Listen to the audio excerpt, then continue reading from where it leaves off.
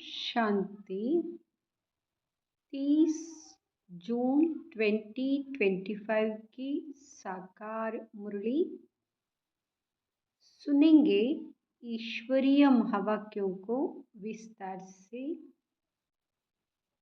मीठे बच्चे, बाप आए हैं तुम्हें ज्ञान से शुद्ध खुशबूदार फूल बनाने। तुम्हें कांटा नहीं बनना है, कांटों को इस सभा में नहीं लाना है। प्रश्न: जो बच्चे याद की यात्रा में मेहनत करते हैं उनकी निशानी क्या होगी? उत्तर: याद की मेहनत करने वाले बच्चे बहुत खुशी में रहेंगे। बुद्धि में रहेगा कि अभी हम वापस लौट रहे हैं, फिर हमें खुशबूदार फूलों के बगीचे में जाना है। तुम याद की यात्रा से खुशबूदार बनते हो और दूसरों को भी बनाते हो। ओम शांति। बागवान भी बैठा है, माली भी है, फल भी है, फूल भी है। यह नई बात है ना? कोई नया अगर सुने तो कहेंगे यह क्या कहते हैं? बागवान, फूल आदि, यह क्या है? ऐसी बातें तो कभी शास्त्रों में सुनी नहीं। तुम बच्चे जानते हो, याद भी करते हैं बागवान खिवैया को। अब यहाँ आए हैं यहाँ से पार ले जाने। बाप कहते हैं याद की यात्रा पर रहना है। अपने को आपे ही देखो, हम कितना दूर जा रहे हैं, कितना अपनी सतोप्रधान अवस्था तक पहुँचे हैं।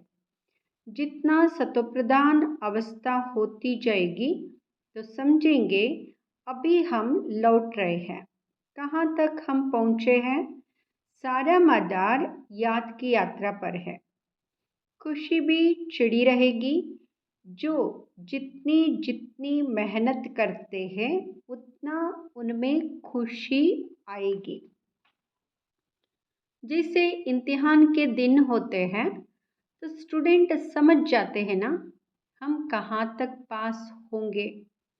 यहाँ भी ऐसे है। हर एक बच्चा अपने को जानते हैं कि कहाँ तक हम खुशबूदार फूल बने हैं। कितना खुशबूदार फिर औरों को बनाते हैं, यह गाया ही जाता है। कांटों का जंगल, वहाँ है फूलों का बगीचा। मुसलमान लोग भी कहते गार्डन ऑफ अल्लाह समझते हैं।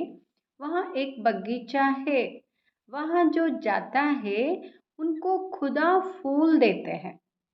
मन में जो कामना होती है वह पूरी करते हैं।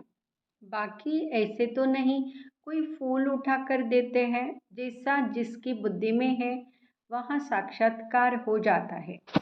यह साक्षात्कार पर कुछ भी है नहीं। भक्ति मार्ग में तो साक्षात्कार के लिए गला भी काट देते हैं। मीरा को साक्षात्कार हुआ, उनका कितना मान है। वहाँ है भक्ति मार्ग। भक्ति को आधा कल्प चलना ही है, ज्ञान है ही नहीं। वेदों आदि का बहुत मान है। कहते हैं वेद तो हमारे प्राण हैं। अभी तुम जानते हो यह वेद शास्त्र आदि सब है भक्ति मार्ग के लिए। भक्ति का कितना बड़ा विस्तार है, बड़ा जाड़ है। ज्ञान है बीज। अभी ज्ञान से तुम कितने शुद्ध होते हो, खुशबूदार बनते हो। यह तुम्हारा बगीचा है। यह कांटा किसी को भी नहीं कहेंगे, क्योंकि यह विकार में कोई जाते नहीं तो कहेंगे इस बगीचे में एक भी कांटा नहीं। कांटा है कलयुग में, अभी है पुरुषोत्तम संगम युग। इसमें कांटा कहाँ से आया? अगर कोई कांटा बैठा है तो अपने को ही नुकसान पहुंचाते हैं, क्योंकि यह इंद्रप्रस्थ है ना, इसमें ज्ञान परिया बैठे हैं। ज्ञान डांस करने वाली परिया है। मुख्य मुख्य के नाम पुखराज परी, नीलम परी आदि आदि पड़े हैं। वही फिर नवरत्न गाए जाते हैं। परंतु यह कौन थे, यह किसको भी पता नहीं।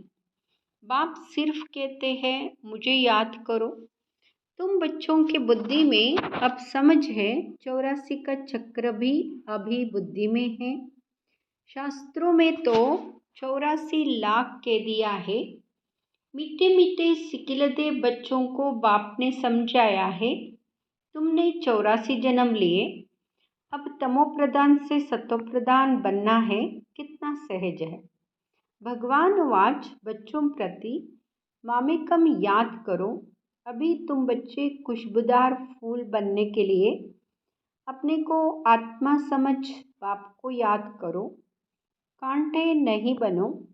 यह सब मीठे मीठे फूल है, कांटा नहीं। हाँ, माया के तूफान तो आएंगे।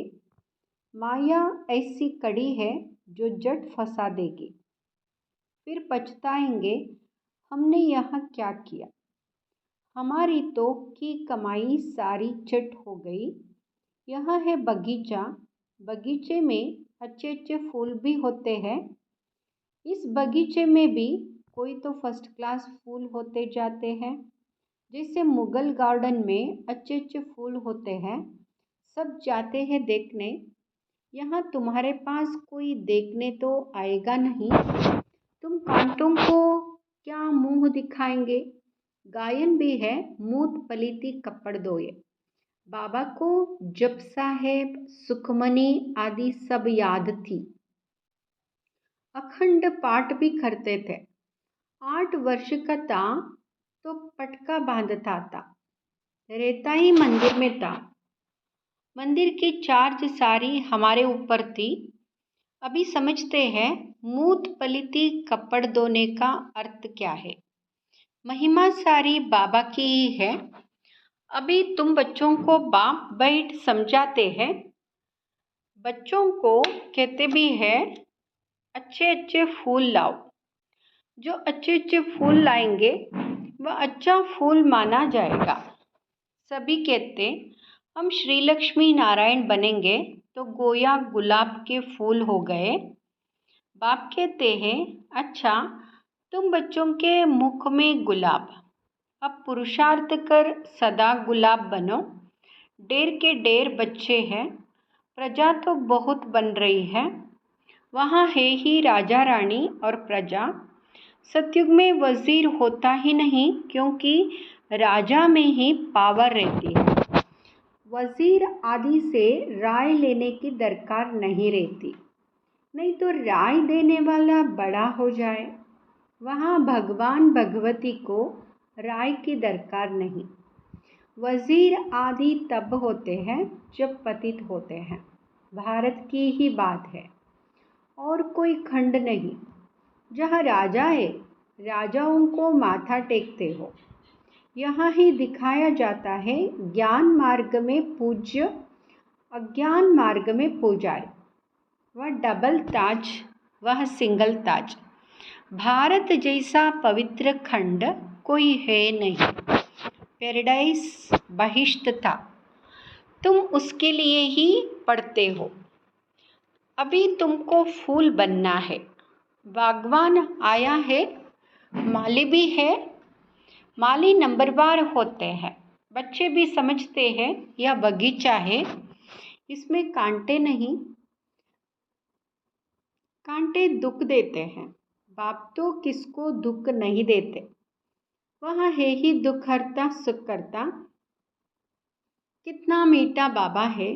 तुम बच्चों को बाप पर लव है। बाप भी बच्चों को लव करते हैं ना। यह पढ़ाई है। बाप कहते हैं मैं तुमको प्रैक्टिकल में पढ़ाता हूँ। यह भी पढ़ते हैं, पढ़कर फिर पढ़ाओ तो और भी कांटे से फूल बने। भारत महादानी गाया हुआ है, क्योंकि अभी तुम बच्चे महादानी बनते हो। अविनाशी ज्ञान रत्नों का तुम दान करते हो। बाबा ने समझाया है आत्मा ही रूप बसंत है, बाबा भी रूप बसंत है। उनमें सारा ज्ञान है। ज्ञान का सागर है परमपिता परमात्मा। वह अथॉरिटी है ना।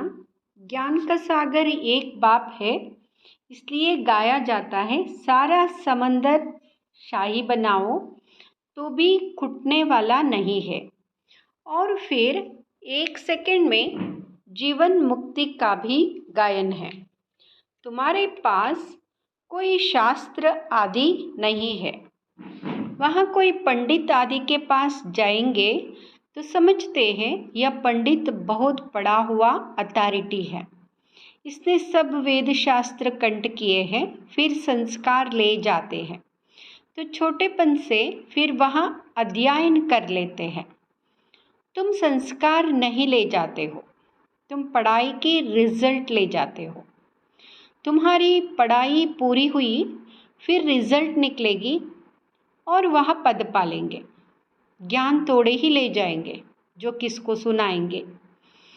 यह तो तुम्हारी पढ़ाई है जिसकी प्रारब्ध नई दुनिया में मिलनी है। तुम बच्चों को बाप ने समझाया है माया भी कोई कम शक्तिवान नहीं है।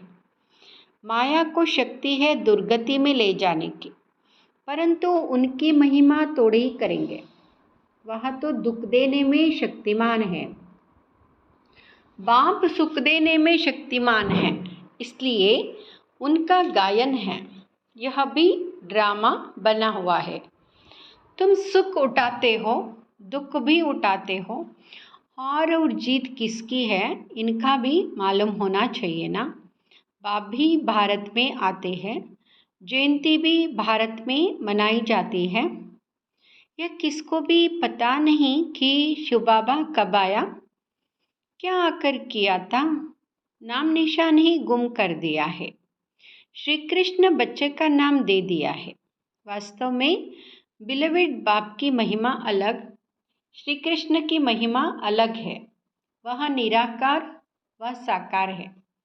श्री कृष्ण की महिमा है सर्वगुण संपन्न। शिव बाबा की यह महिमा नहीं करेंगे, जिसमें गुण है तो अवगुण भी होंगे, इसलिए बाप की महिमा ही अलग है। बाप को अकाल मूर्त कहते हैं ना, हम भी अकाल मूर्त हैं। आत्मा को काल का नहीं सकता। आत्मा अकाल मूर्त का यह तख्त है। हमारा बाबा भी अकाल मूर्त है। काल शरीर को ही खाते हैं। यह अकाल मूर्त को बुलाते हैं, सत्युग में नहीं बुलाएंगे, क्योंकि वह तो सुख ही सुख है। इसलिए गाते भी हैं, दुख में सिमरन सब करे, सुख में करे ना कोई। अभी रावण राज्य में कितना दुख है। बाप तो स्वर्ग का मालिक बनाते हैं, फिर वहाँ आधा कल्प कोई पुकारते ही नहीं। जिसे लौकिक बाप बच्चों को श्रृंगार कर वर्षा दे, खुद वानप्रस्थ अवस्था लेते हैं। सब कुछ बच्चों को देखकर कहेंगे अभी हम सत्संग में जाते हैं, कुछ खाने के लिए बेचते रहना। या बाबा तो ऐसे नहीं कहेंगे ना। यह तो कहते मीठे मीठे बच्चों, हम तुमको विश्व की बादशाही देकर वानप्रस्थ में चले जाएंगे। हम थोड़े ही कहेंगे खाने के लिए भेजना। लौकिक बच्चों का तो फर्ज है बाप की संभाल करना, नहीं तो खाएंगे कैसे। यह बाप तो कहते मैं निष्काम सेवादारी हूँ। मनुष्य कोई निष्काम हो ना सके, भूख मर जाए। हम थोड़े ही भूख मरेंगे, हम तो अभोक्ता है। तुम बच्चों को विश्व की बादशाही देकर हम जाए विश्राम करते हैं, फिर हमारा पाठ बंद हो जाता, फिर भक्ति मार्ग में शुरू होता है। यह अनादि ड्रामा बना हुआ है जो राज बाप बाइट समझाते हैं। वास्तव में तुम्हारा पाठ सबसे जास्ती है, तो इजाफा भी तुमको मिलना चाहिए। मैं आराम करता हूँ तो तुम फिर ब्रह्मांड के भी मालिक, विश्व के भी मालिक बनते हो। तुम्हारा नाम बड़ा होता है। बाबा कहते तुम्हारा नाम बड़ा होता है। ये ड्रामा का राज भी तुम जानते हो। तुम हो ज्ञान के फूल। दुनिया में एक भी नहीं, रात दिन का फर्क है। वह रात में है, तुम दिन में जाते हो। आजकल देखो वन उत्सव करते रहते, अब भगवान मनुष्यों का वनोत्सव कर रहे हैं। बाप देखो कैसी कमाल करते हैं। जो मनुष्य को देवता, रंक को राव बना देते। अभी बेहद के बाप से तुम सौदा लेने आए हो, कहते हो बाबा हमको रंग से राव बनाओ। यह तो बहुत अच्छा ग्राहक है, उनको तुम कहते भी हो दुख हरता सुख करता। इन जैसा दान कोई होता ही नहीं, वह है सुख देने वाला। बाप कहते भक्ति मार्ग में भी मैं तुमको देता हूँ। ये ड्रामा में नोंद है साक्षात्कार आदि की। अब बाप बैठ समझाते हैं मैं क्या क्या करता हूँ, आगे चलकर समझाते रहेंगे। आखिरी अंत में तुम नंबरवार कर्मातीत अवस्था को पाएंगे।